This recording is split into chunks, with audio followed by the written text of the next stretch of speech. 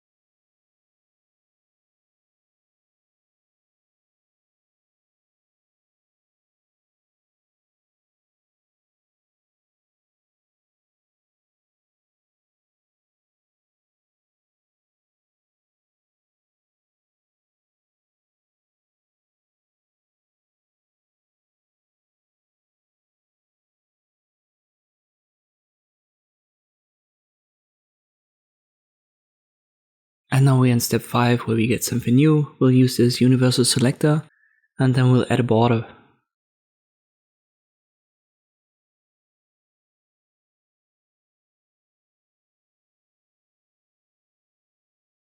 And you can see that already right here it creates a line. You could see it as a placeholder that's going to be added to every element that we create. And that's a little bit of a trick that helps us in seeing what we actually create before we put content into it and even before we style it using CSS. Let us set the box sizing to border box, and now we are already in step 7. Up until now, things were pretty easy. We'll adjust height, margin, and we need to set the overflow to hidden.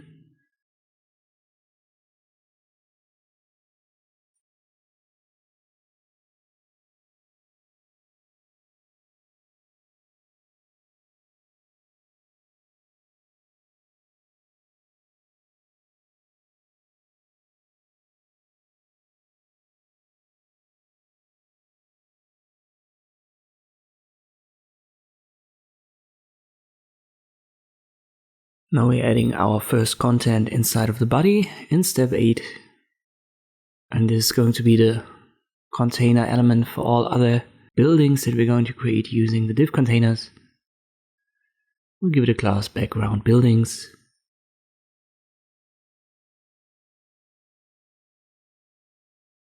Step 9, let's adjust the width and height. As it's the container for everything, we're going to set it to 100%. And this makes it as big as our body, so the entire browser window on the right hand side.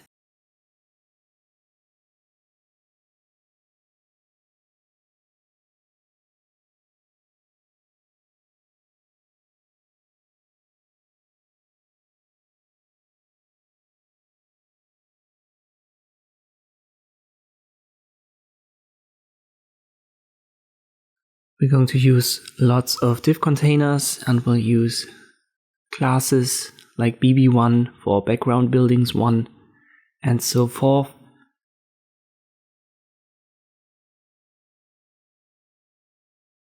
And in this case we also want to style it directly, so let's use the class selector bb1.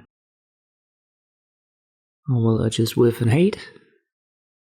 And thanks to what we did previously, where we've used this universal selector and we've given it a border, we can see all of these div containers directly. So if I cut that out, you can see all of the lines or the squares would disappear.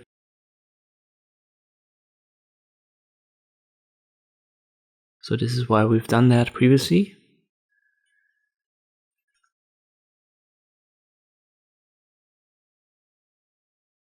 Step 11.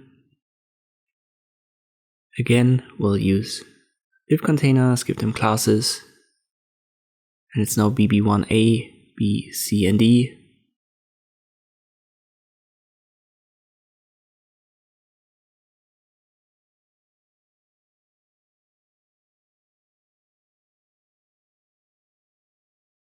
And you can see all of these div containers up here at the top left.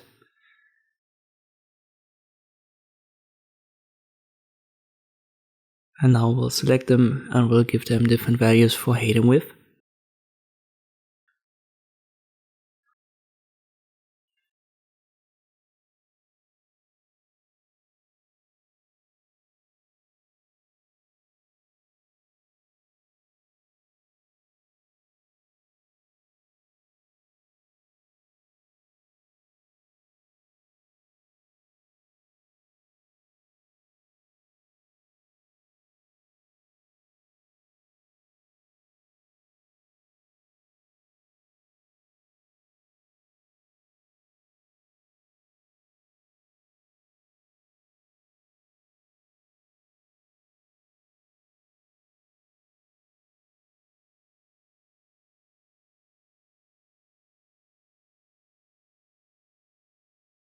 And our first building already looks like something. So the height, it adds up to 100%.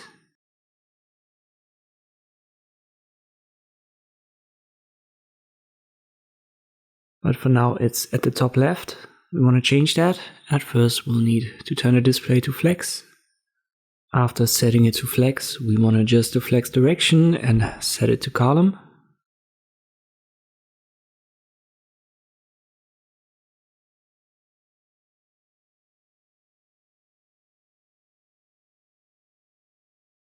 And finally, we'll align the items to center. And this is what gives us this, let's say, skyscraper kind of design. In step 14, we've got variables introduced, so CSS can also use variables. And the way to write them is always these two minus signs, then we'll give them a name, and we'll set a value, in this case, a background color of 999.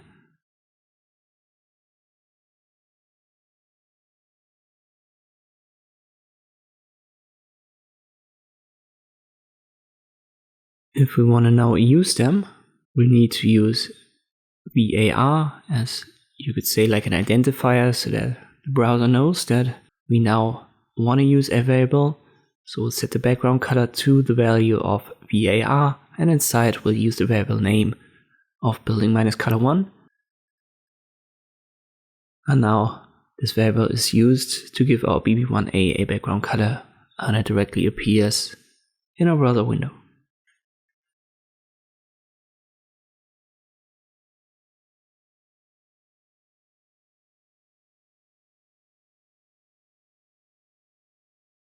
Let's head over to step 16. We'll use the same variable now for bb1b, c, and e, so the three div containers below the first one.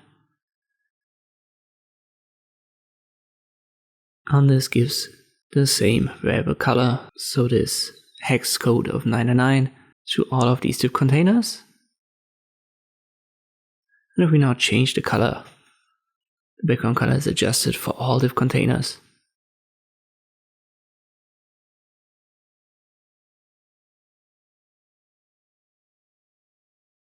Step 18.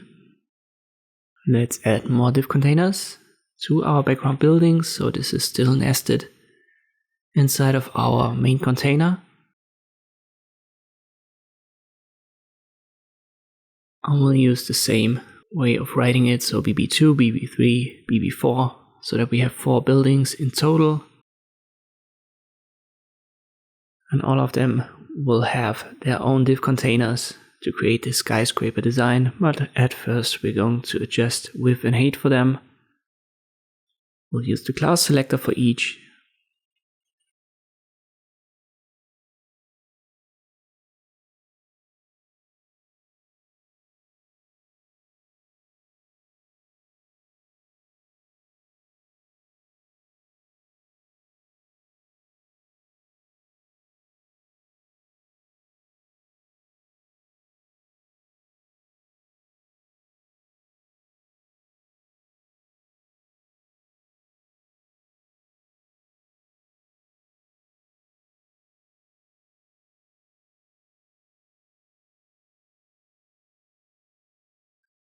I forgot to adjust the class name.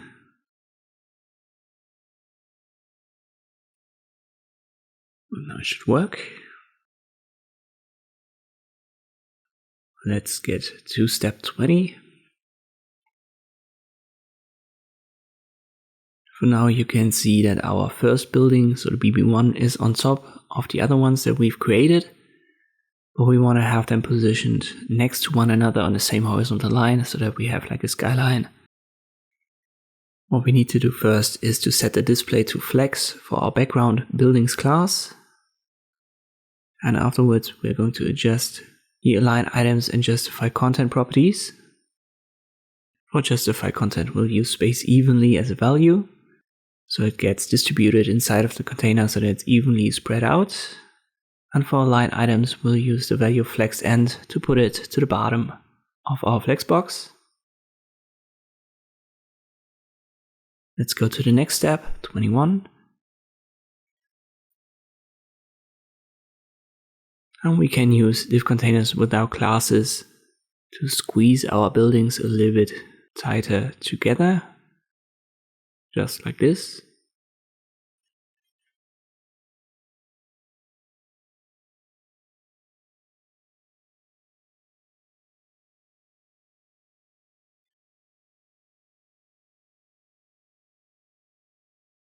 Step 22.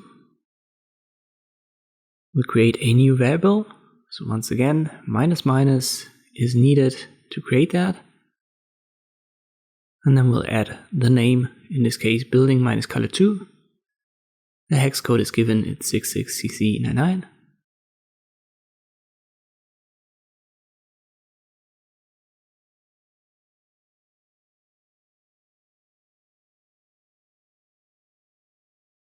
And we want to set it as the background color for the .bb2 class. So let us go over this once more. We have already created our variable, but we haven't used it here. So what we do is we'll go to our class .bb2, add the background color property, and as a value we'll use var, and then in parentheses we'll need our variable name minus minus building minus color 2. But you can see that nothing has happened on the right hand side. And the explanation for that can be found in step 23. It has worked so far because we have, you could say, declared our variable in BB1 and then used it for all of the BB1A, BB1B div containers. That works. In the next step we need a fallback so that we have a color inside of our second building, as the variable hasn't really worked here as a background color. Step 24. We'll create a new variable building color 3 and we'll add it to the BB3 class. It won't work either, so we'll add a fallback color, in this case pink.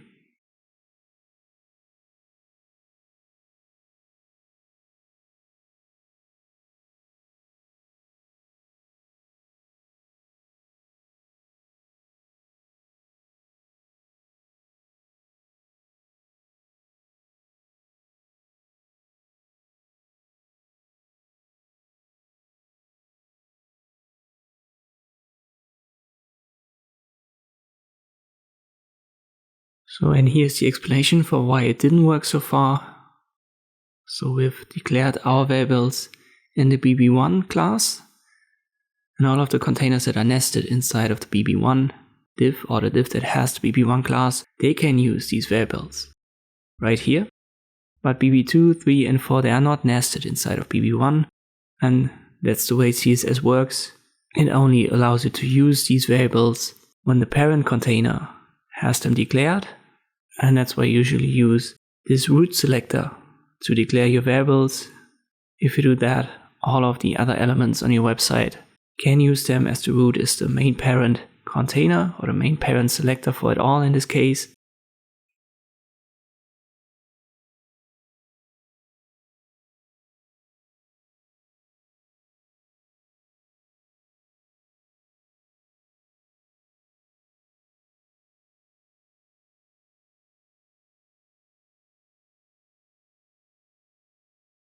And now we don't need our fallback colors anymore, as our variables, they work here as background color.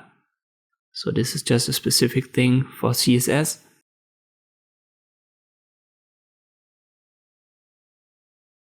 You can see that right here when I get rid of the 3 and then add it again. So we are now using these variables in the BB2 and BB3 classes. Let's declare another variable. So we find our root selector, -- building -color 4, and a hex code is given. We haven't used it so far, so nothing's going to change in our browser display.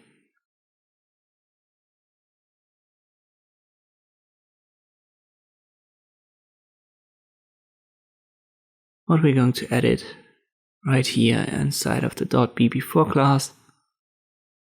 And you can see the final div container on the right hand side was now given a color. Step 28.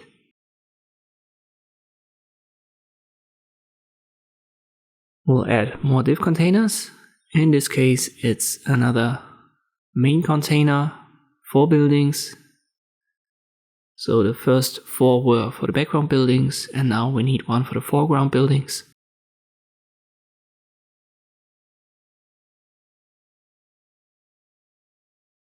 We will already style it in step 29, so we'll use the class selector.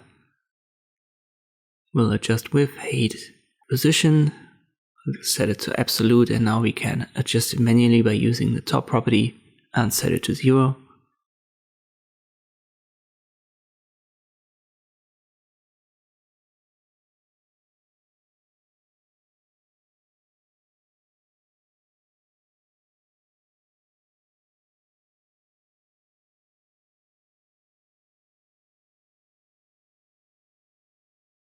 So it will now start in the top left corner of our browser display, the entire body.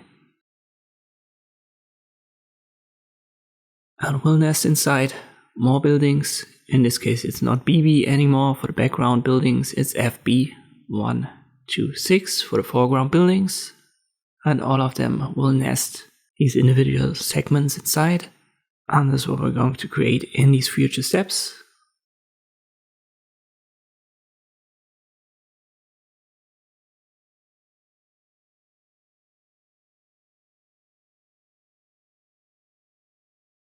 Let's move on to step 31 by giving all of these FB classes a width and height.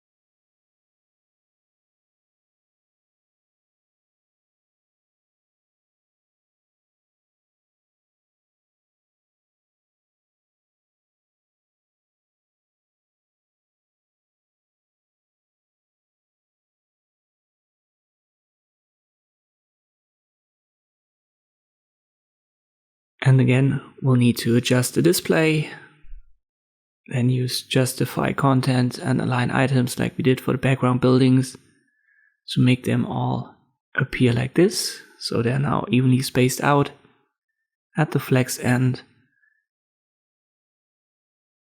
And as the foreground buildings, they are in front of our background buildings.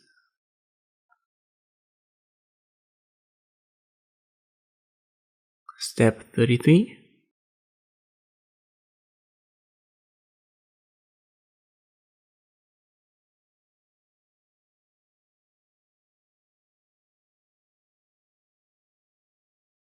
Let us cut out a couple of values from our foreground buildings. Position and top in this case, we don't need it there anymore. we'll put it to the background buildings class selector right here.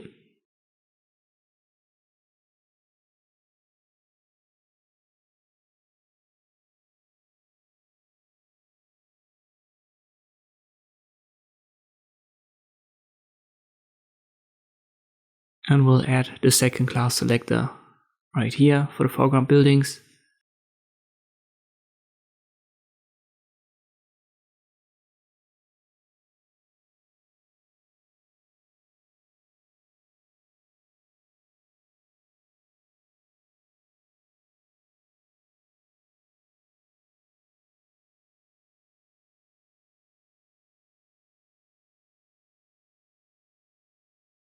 And here's a typo, I've forgotten to add the dot.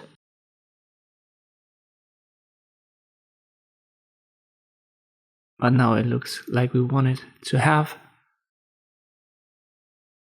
And we don't really need our foreground buildings class selector here anymore, as it's now part of what we've created in the step before.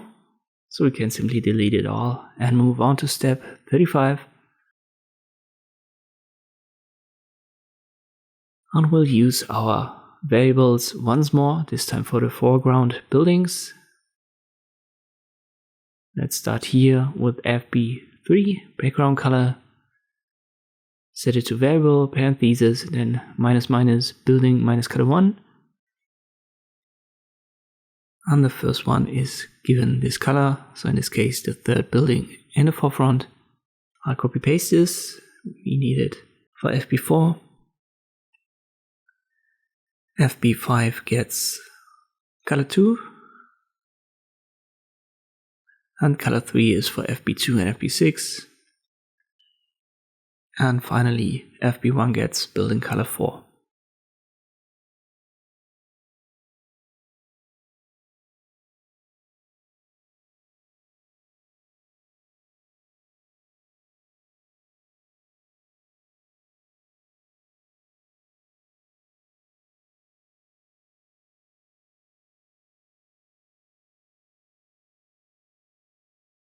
Step 36.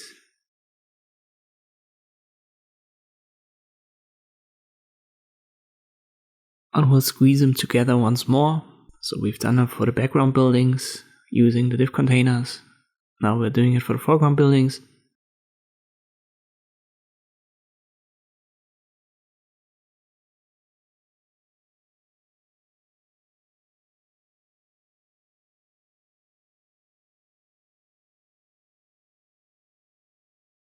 Step 37.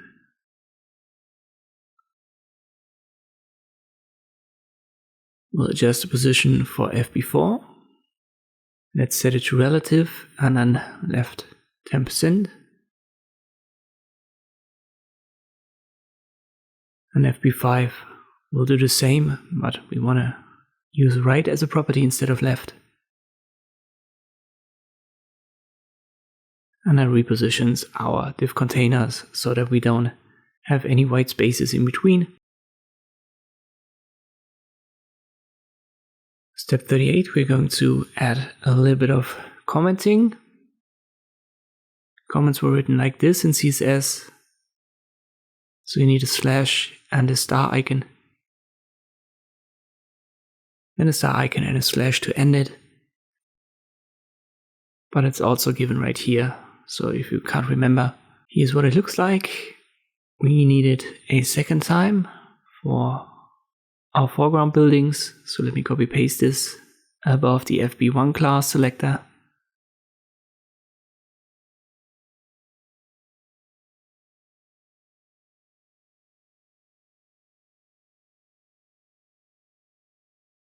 Right here. And it should be a comment as well. So slash star icon, paste it, then star icon and slash. Let's move on to step 39. We'll declare yet another variable.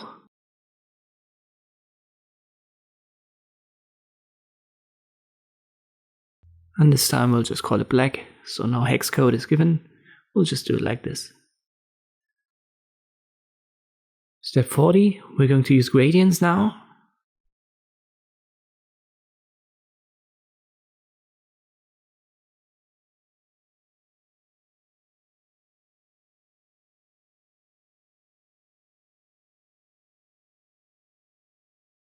And here is an example given.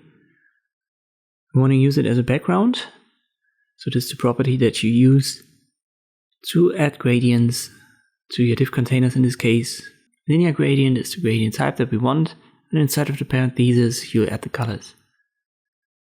So color 1 and color 2, let me add that as placeholders, and we want to use our variables as these colors. But we also need the VAR to indicate that we're using variables. So don't forget that, VAR parentheses and then the variable name for the second color also.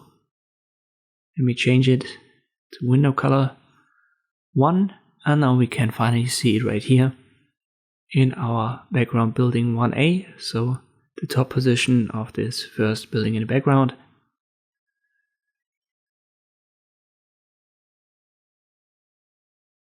Step 41.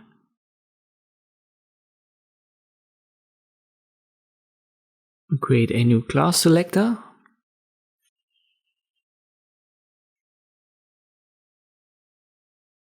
And we'll cut out stuff from our BB1A class selector right here. The height. And our background, so what we just created using our variables, this gradient. Now it's not shown anymore in our building.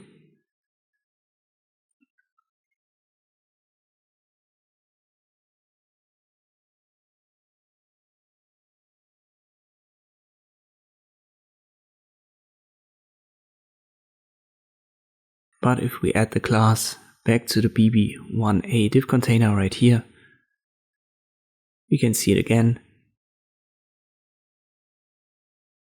And now if we add that class to the other ones, we'll get the same gradient.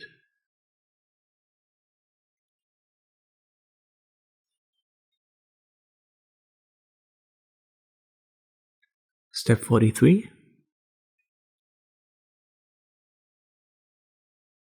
We can get rid of the height for BB1B and C as well, as we have given both of them this new window class. So it's not needed anymore, and we can also get rid of the background color as we've replaced it with this gradient. Step 44. Another gradient example, and this time it uses 3 colors. Let's go over this once more. We need the background property. Then we'll add the gradient type, in this case the linear gradient, normal parentheses, and then we'll add color 1, color 2, and color 3. In this example we need orange as the first color.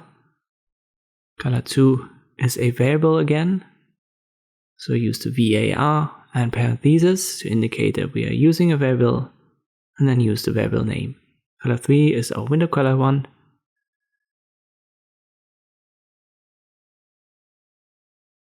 And we can already see it right here, our first building, the lowest, or the div container at the bottom has now this new gradient. Step 45. We don't need our background color property anymore, as we have replaced it with a gradient. Step 46. You can also determine the position of the transition of the colors inside of the gradient. We can use relative values for that. For example, 80% right here. So if we do that, you can see orange switches or transitions to the next color at a much lower position.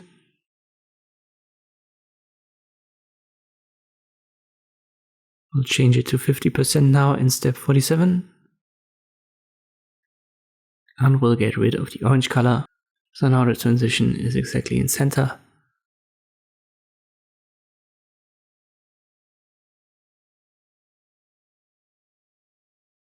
Step 48. Let's add some more div containers. We are in BB2, which is our background building 2. We need 2, BB2A, BB2B. So the second building in the background, it's the green one or the greenish one, now has 2 div containers. Let us adjust width and height for both in step 49.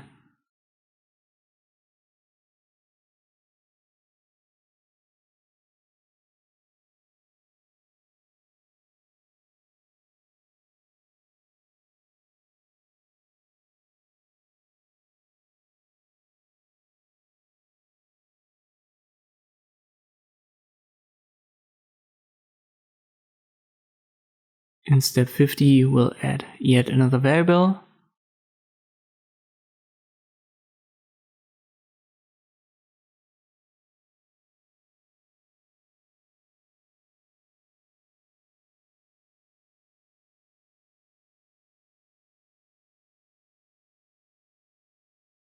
Step 51. Now we're using a linear gradient that has two colors, but we want to define a specific position for the transition, so we're going to use each color 2 times. Therefore, we need a gradient with, you could say, 4 colors. You can see it in the example. In this case, we use our variable building color 2 as the first color. We want to have it set to 0%. Then we use the same color again. So variable parentheses building color 2 inside. And we'll set it to 6%.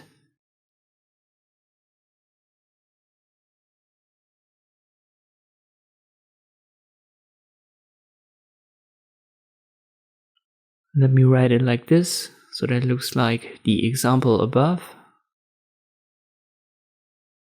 I think it's a better formatting, so that we can easily understand what's going on here. Third color, or the third position inside of the gradient, is our second color, the window color 2. It should be at 6%. And finally, the color again at 9%.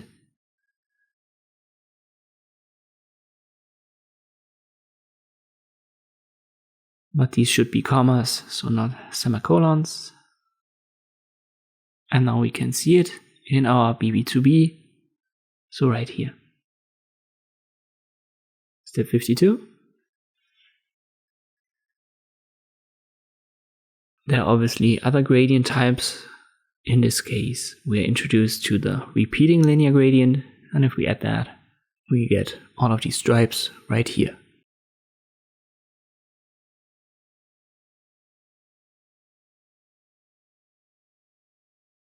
Step 53.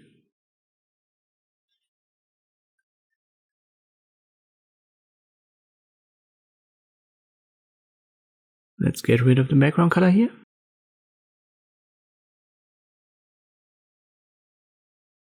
Step 54.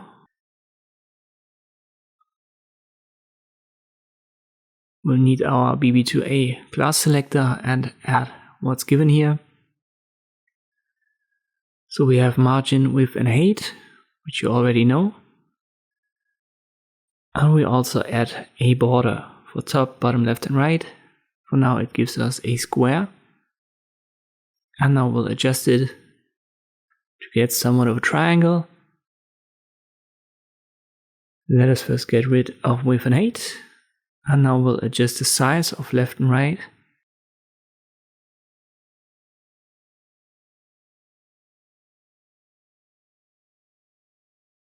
In the next step, we'll adjust the color of the border. Not only for left and right.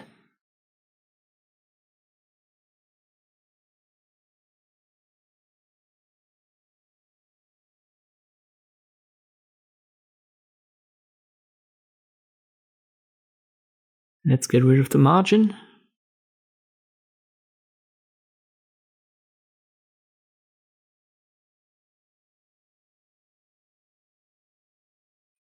And also the border top. And now we have our triangle. Let us adjust the size for border bottom. If we now want to adjust its size, we'll just have to increase the border bottom size. And we'll use a different color. Once again, our variable is needed for building color 2.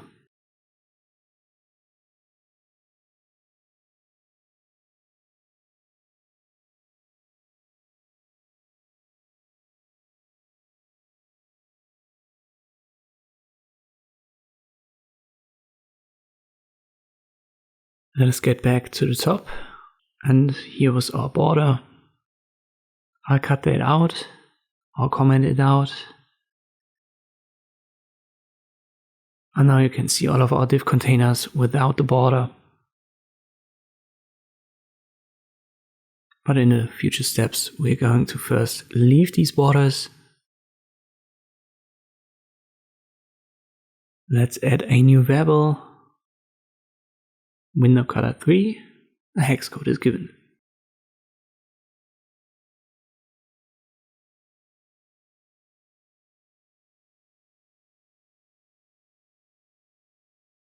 Now we're introduced to the direction for a gradient. So by default it's always this top down, but you can adjust it. For example, rotate it 90 degrees, and that's what we're going to do here. We'll use repeating linear gradient as a type, then we'll set it to 90 degrees, and afterwards we're going to add our colors. And it's added to BB3, so our third background building, right here. And for colors, we'll use our variables, in this case building color 3.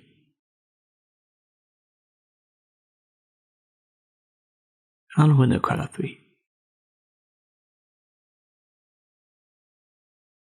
But we need the window color 3 only once.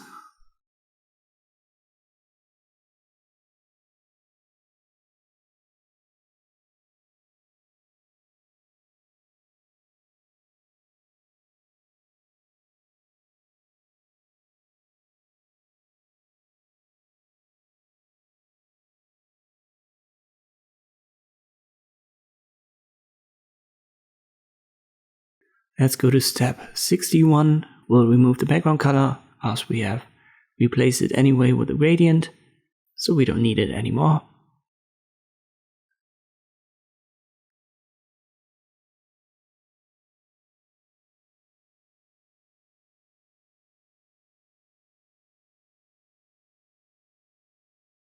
Step 62, we'll add more div containers, this time to the background building 4.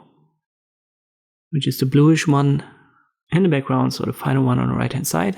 It has 3 segments. We'll just width and height for it now.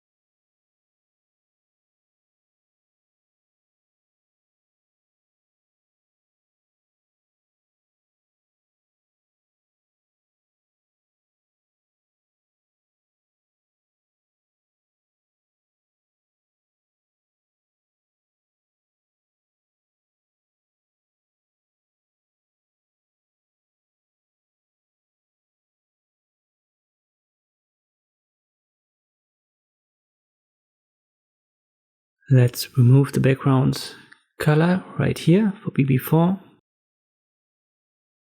And we'll add it to our 3 sections.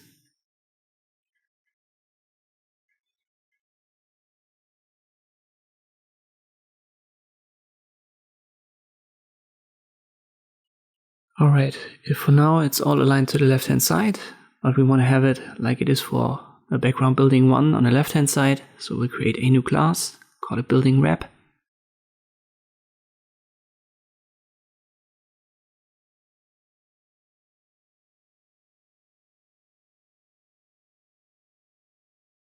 And we'll now copy it from our BB1 class selector right here. So it was our display, flex direction and align items. You can see that now on the left hand side the building doesn't have that anymore, but we have it in a new class and we'll add it to BB1 and BB4.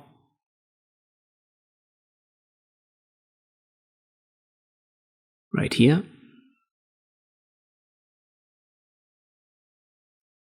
So instead of copying these code lines, we'll just create a new class selector and then add that to all of the buildings that need that. Pretty sure that the foreground buildings need that as well in the future. So it's always a good idea to create classes when you think that you need them for multiple objects or elements. Let's add a new variable, window color 4. We need a new div container. We actually need 4 in this case, and they all have the same class. So the new one, bb4 minus window. And they all need the same class, bb4 minus window. It's all inside of bb4c, so the top element of the last building in the background on the right hand side. We use its class selector now, adjust the width and the height, and we'll give the background color the variable that we have created only a couple of steps ago, so window minus color 4.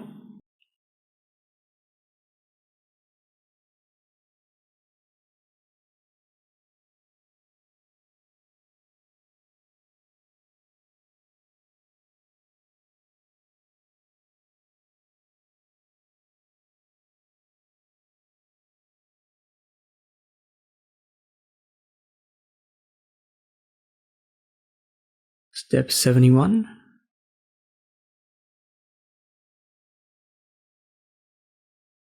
We'll create yet another class. This time it's for wrapping the windows. We haven't used that class yet, so nothing's going to change on the right hand side. But what we want to do is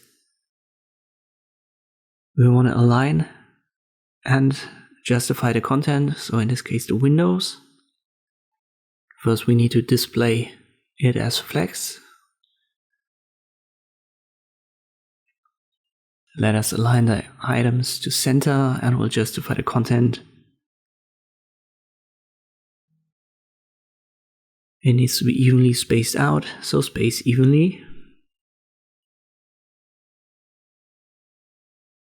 Once again, we haven't used that yet, but now we're adding it to bb4c. So this div container right here.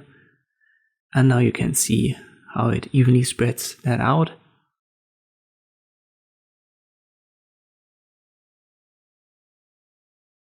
And we're already tackling our foreground buildings, FB1, the blue one, on the left hand side.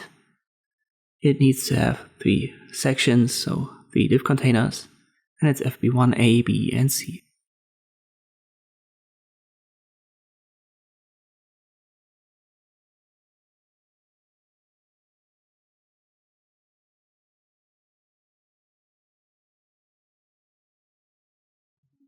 Let's adjust width and height for them. So this is stuff that we've already done before in the previous steps for the background buildings. We'll have to repeat that now for the foreground buildings.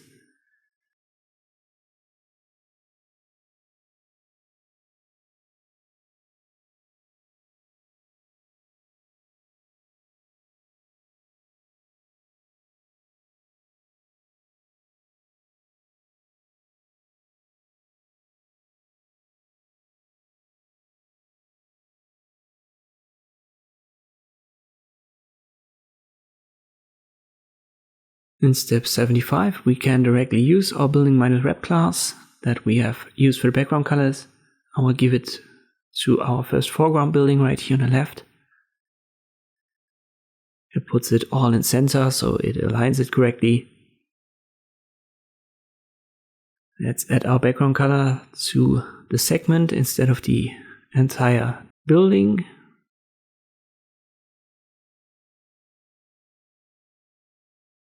Step 77. We'll add once more a gradient. What did we need for that? Well, we need the background property, then a gradient type, in this case repeating minus a linear gradient, parenthesis, don't forget the semicolon. We'll add our direction, 90 degrees, comma.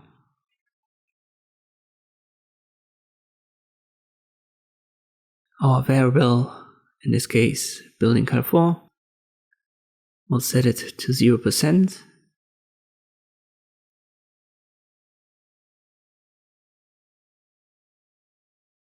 We use the same variable once more. We'll set it to 10%. And for the second color, we'll use position 3 and 4 inside of the gradient. It's transparent, and it's 10 and 15%.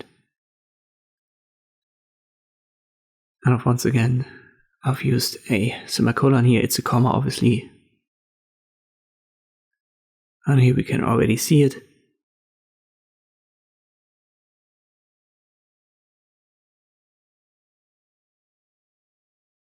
Let's move on to step 78.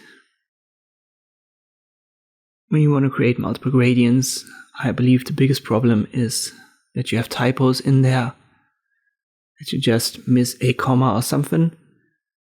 So I always like to just copy something that already works and then paste it. That way I know that I don't have typos in there. And then I just replace what I have to replace. So let me just copy the first gradient and I paste it. Both have to be divided by a comma. And now I replace what needs to be replaced. In this case, it's the transparent color. It needs to be replaced with the window color 4. And we'll have to adjust the last value to 90%. And now it should work.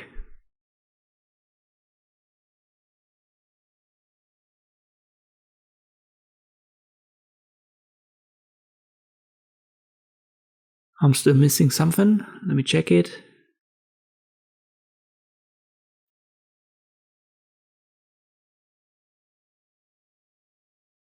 I have to get rid of the direction, so that's not needed anymore.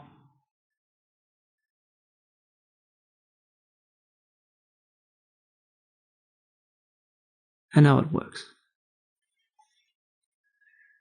Step 79.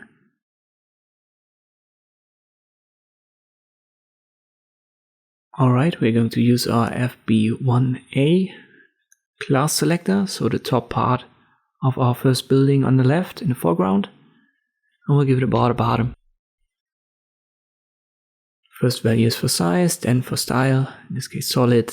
Third value is for the color. We'll use our variable building color 4.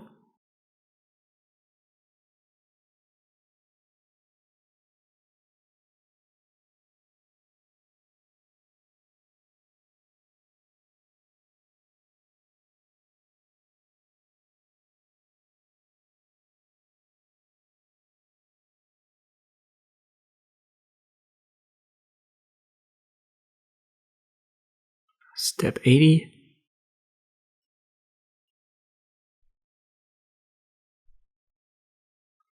We'll also adjust the border left and border right. We want to have another triangle.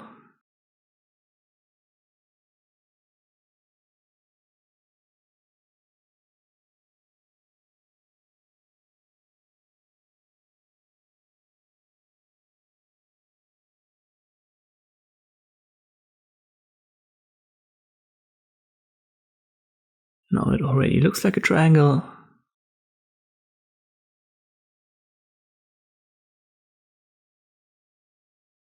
We can move on to step 81. We're going to nest more div containers, so we'll create sections for our second foreground building, the FB2. And this is this pinkish second building from the left in the foreground.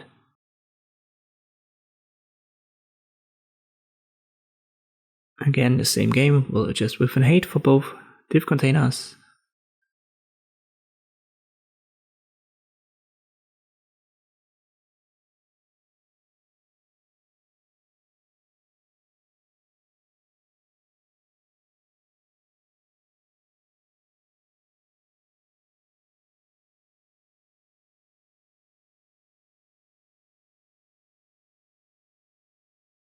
Step 83.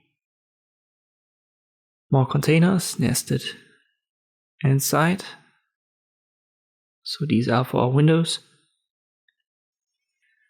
We'll need 3.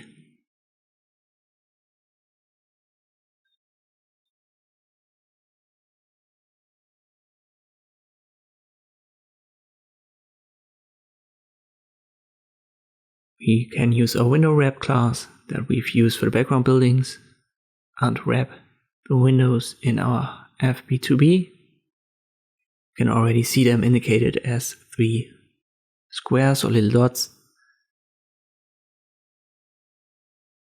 Let us select this div container with the class and adjust with an 8. And we'll give it a background color. We use another variable for that.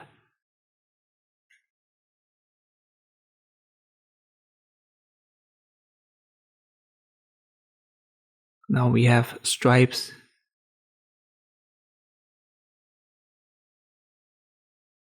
with a window color 3. You can get rid of the background color here and add it to this class.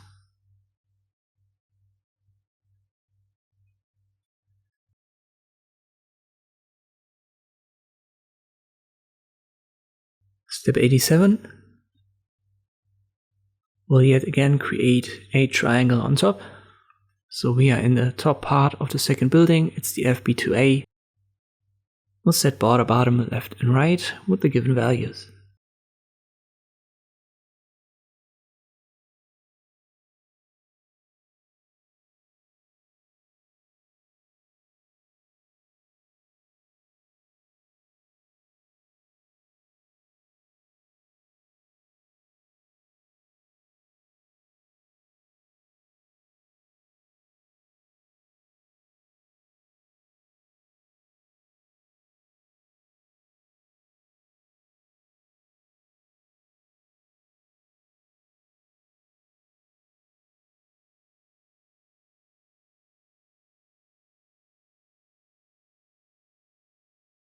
Step 88.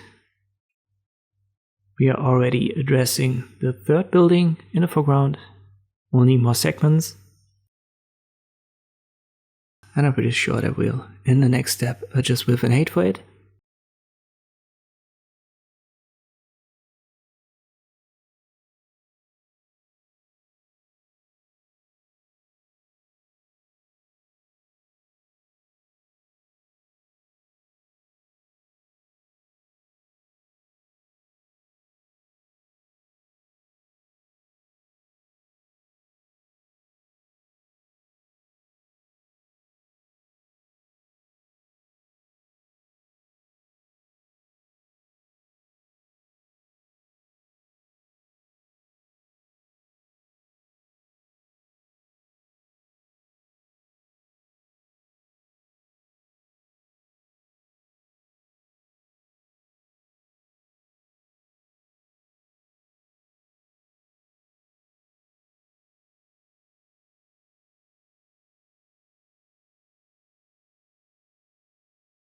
Step 90.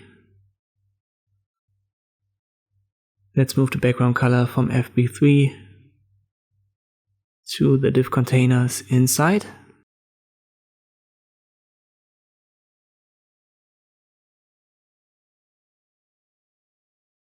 We can use our building wrap class to wrap it. So it's now aligned in center. Step 92. We go to the top segment of it and add more div containers for windows.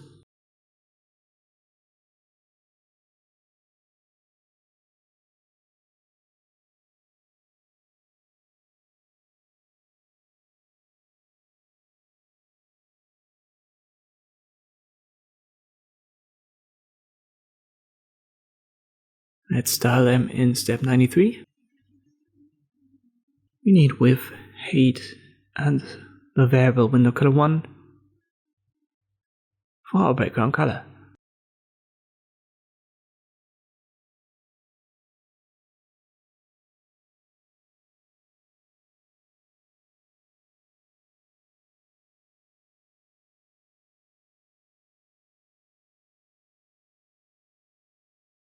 Step 94, we've got the window wrap class.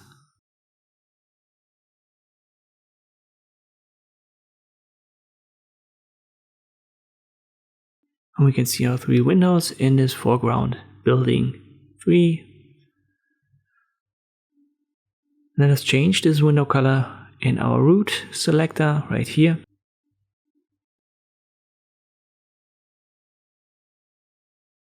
Step 96. 3 more buildings to go. The first one is the FB4. We will need 2 segments for that.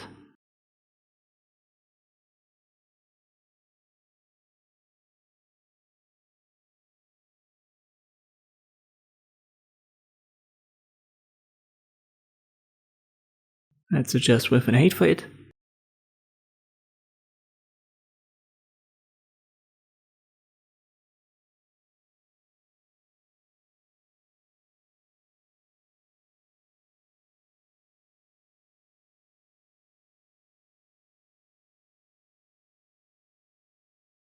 And it's FB4B, so not FB4A. I have to correct this. 98.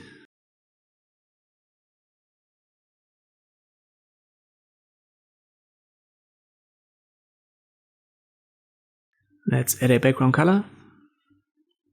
And we can just cut it out here and paste it there.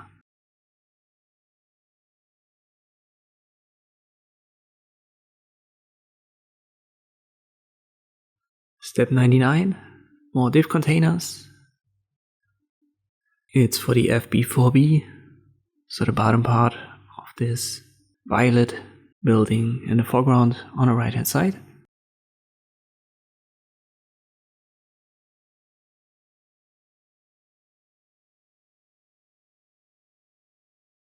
We use width and height once more, and additionally we'll add a border radius of 50%, which is going to turn them into ellipses. So that's something new.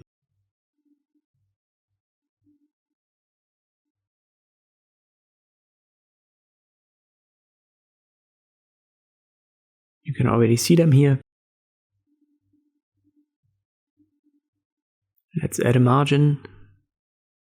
That way they will move from the left hand side towards the center.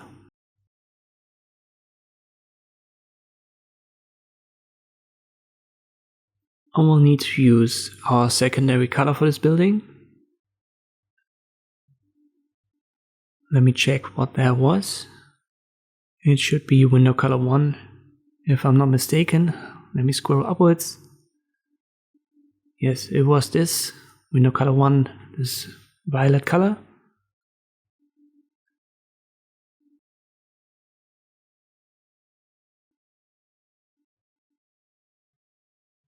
Step 102.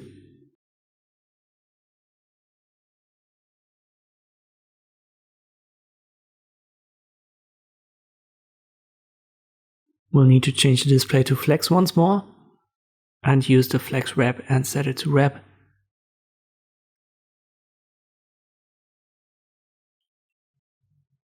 And this gives us this effect where all of these ellipses are spaced out or distributed a little bit better.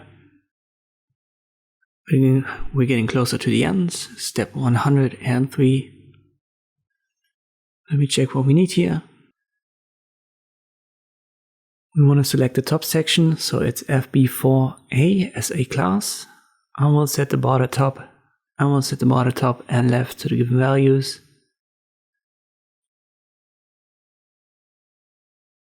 And we want to use the building color variable as the color for it. So in this case, it was building color 1.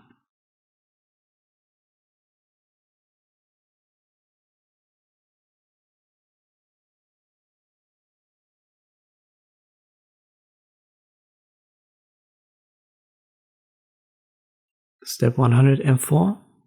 We need another gradient. The way to add a gradient was using the background property, then adding the gradient type. It's repeating minus linear minus gradient. Then we use the direction if it's given, but in this case it isn't. So we'll start with the first color. It's our building color. This greenish color was building color 2, I believe. But let me check it before I make a mistake here.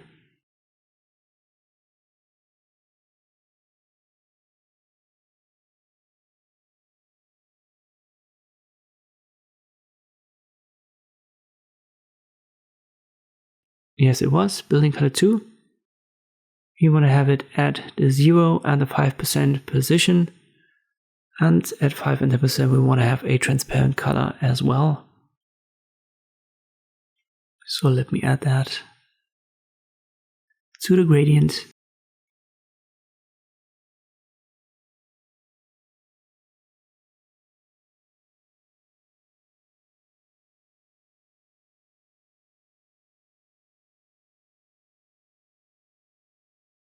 That looks fine.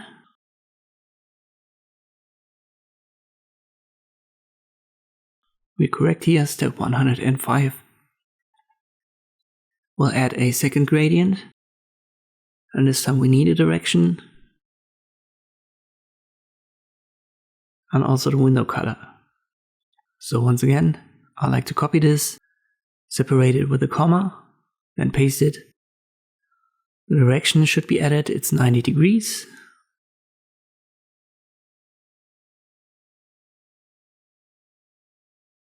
And we'll have to adjust the position.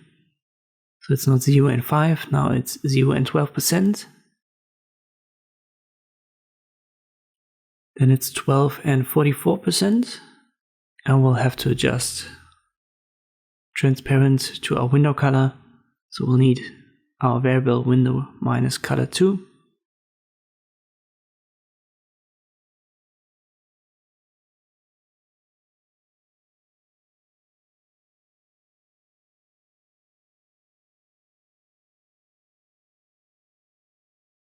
Let's move on to step 106. We can get rid of the background color, as we now have a gradient as a background. Step 107. We are at the final building on the right hand side, the pink one. It needs a gradient, so we use the background property, repeating minus linear minus gradient.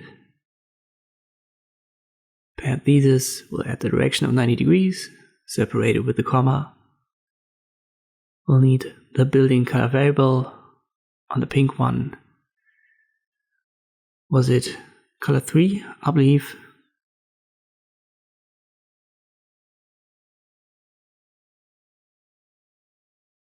We need it at 0 and 10%, but let me check before I do something. And it was building color 3, so we can use that.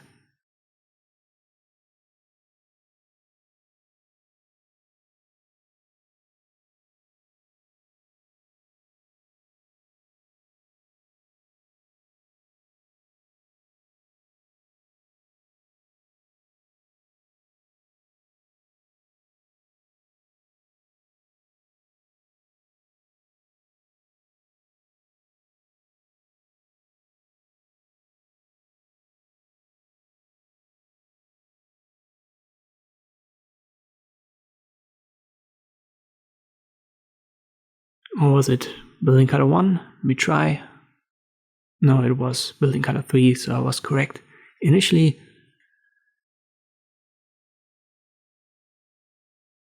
We can move on now to step 108. We'll add yet another gradient to it, separated with a comma. We don't need a direction, so I'll delete it. And we use the window color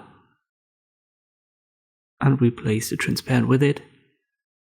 So it should be window color 3 now.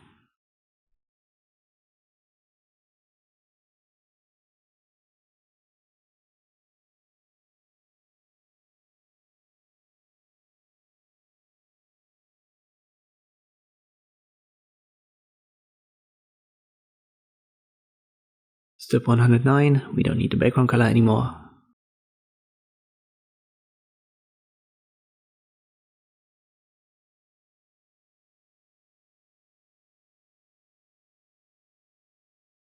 Step 110.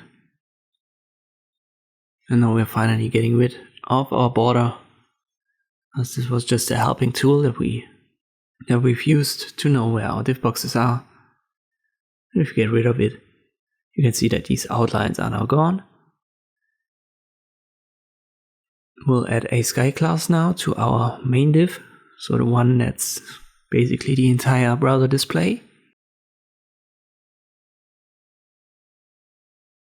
And we'll select it now in step 112 in the CSS.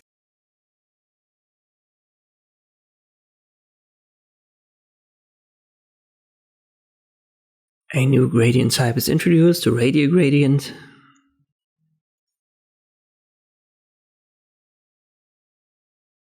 And for colors we'll use hex code,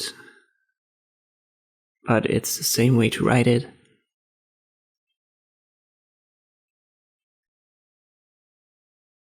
You can already see that the entire background is now affected.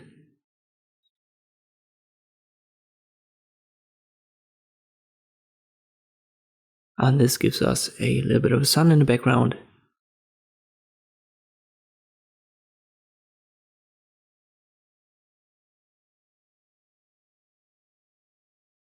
Step 113. Instead of adding a direction, we'll use a couple of specific values for this gradient. In this case, circle, closest corner, and the position can be set right here. When I adjust these values, you can see the first one is for the horizontal position, and the second one is for the vertical position. So by setting it to 15 and 15%, we'll add a circle to the top left corner. So these are specific keywords that you can use for gradients.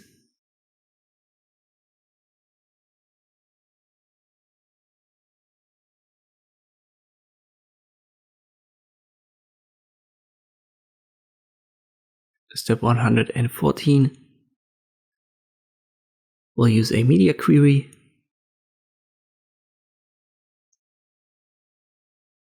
And the condition is max width of 1000 pixels. For now it's empty.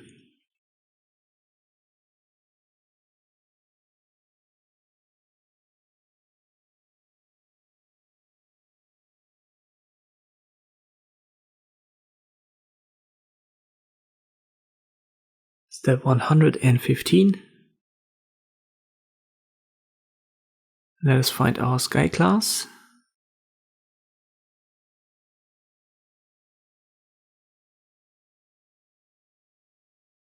There it is. Almost at the top. I'll copy it and then paste it inside of the media query.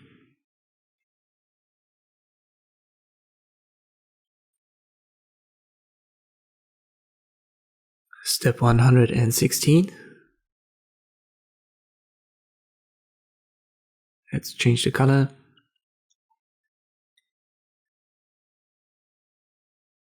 And you can see it already affects our browser display as the max width of 1000 pixels is true as a condition. Let me resize it, and now it switches from daytime to nighttime, you could say. So if it gets bigger than the max width 1000 pixels, it becomes the daytime, and if it gets smaller, it becomes the nighttime, as the media query condition is now true.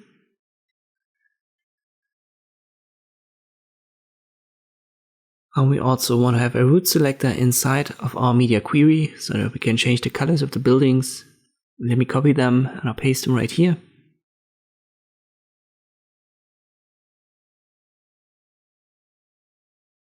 And I'll set them to zeros, so they're going to become black.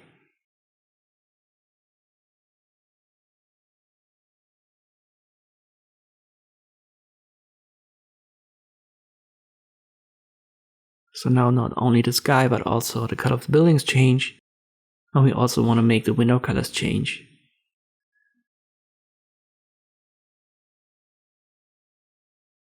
But not fully to black.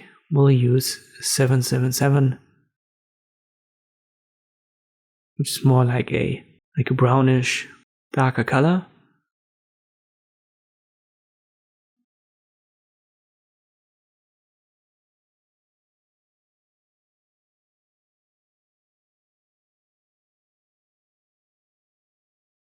And that was it. A little bit of a longer course section this time, and I've said 118 steps. Maybe a little bit repetitive here and there, but definitely interesting thanks to the variables. Work through it yourself and always refer to my walkthrough when you get stuck. I hope this video was helpful, thank you for watching, and I'll see you next time.